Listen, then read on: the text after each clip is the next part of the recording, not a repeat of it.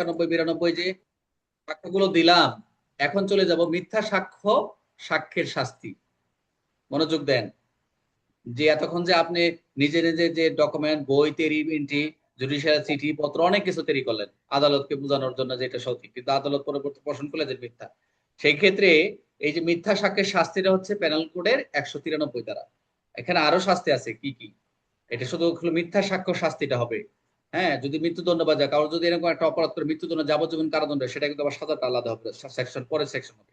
তা মিথ্যা সাক্ষ্য শাস্তিটা হচ্ছে যদি কোনো ব্যক্তি বিচারিক কার্য দ্বারা, judicial proceeding, I repeat, judicial proceeding কোনো একটা পর্যায়ে ইচ্ছাকৃতভাবে উইলিংলি কোনো ফলস স্টেটমেন্ট দেয় বা ফেব্রিকেটিং করে, তবে অথবা মিথ্যা প্রমাণ সৃষ্টি করে, দুইটা ক্ষেত্রে 191 192, মিথ্যা সাক্ষ্য দেয় এবং মিথ্যা প্রমাণ সৃষ্টি করে, মিথ্যা সাক্ষ্য, সেক্ষেত্রে তার শাস্তি হবে সর্বোচ্চ 7 বছর, 7 বছর 7 বছর, অর্থাৎ দণ্ড এবং জরিমানা, কারাদণ্ড এবং ফাইন হবে।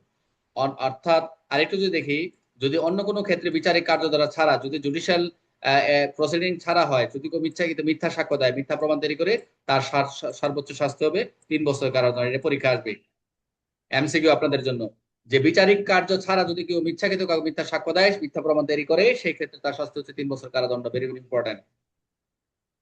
ব্যাখ্যাটা যায়, এক্সপ্লেনেশন যায়। কোর্ট মার্শাল বিচার, কোর্ট মার্শাল একটি জুডিশিয়াল প্রসিডিং। ব্যাখ্যা যায় আদালতের বিচারের আগে আইন অনুযায়ী পরিচালিত তদন্ত, এই যে বলছে আদালতের বিচারের আগে আইন অনুযায়ী পরিচালিত ইনভেস্টিগেশন বিচারিক কার্য একটি পর্যায়ে স্টেজ হিসেবে গণ্য হবে, তবে আদালতের সামনে নাও হতে পারে।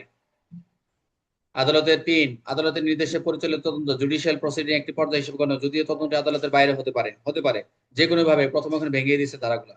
উদাহরণ কি, একজন ম্যাজিস্ট্রেট তদন্ত করেছেন তালিমকে বিচার মোকাবেলার জন্য পাঠানো উচিত কিনা। এই তদন্তে রফিক জেনে শুনে মিথ্যা বক্তব্য দেয়, যেহেতু একটি বিচারিক কার্যধারের ধাপ, যেহেতু ম্যাজিস্ট্রেট তদন্ত করছে বিচার একটি ধাপ অনুসারে, তাহলে 193 অনুযায়ী মিথ্যা সাক্ষ্য দিয়েছে। উদাহরণ 2, আদালতের নির্দেশে একজন সরকারি জমির সীমানা নির্ধারণ তদন্ত করেন একজন, এটাও কর্মকর্তা, যেখানে শপথ নিয়ে মিথ্যা তথ্য দেয়, এটিও বিচারিক কার্যধারার অংশ, সুতরাং এই মিথ্যা সাক্ষ্য অপরাধ করেছে। আর একটু যদি সহজভাবে একটা উদাহরণ দেই, ধরুন একটি মামলার সাক্ষী আদালত শপথ নিয়ে ইচ্ছাকৃত মিথ্যা তথ্য দেয়,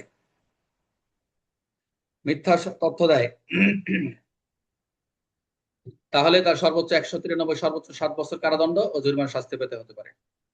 মিথ্যা সাক্ষ্য শাস্তির কোন ধারা বলা রয়েছে? 193। বিচারিক কার্য দ্বারা মিথ্যা সাক্ষ্য সর্বোচ্চ শাস্তি কি? 7 বছর। বিচারিক কার্য দ্বারা ছাড়া অন্য ক্ষেত্রে সেটা কি হবে? 3 বছর সাজা। কোর্ট মার্শাল বিচার কি হিসেবে গণ্য হবে? সেটা হচ্ছে বিচারিক কার্য দ্বারা হবে। আদালতের নির্দেশে পরিচালিত তদন্ত কি হিসেবে গণ্য হবে? অবশ্যই বিচারিক কার্য অংশ। বুঝতে পারছেন? পড়বেন, এগুলো একটু বেশি রিডিং করে নেবেন ইনশাল্লাহ। আপনাদের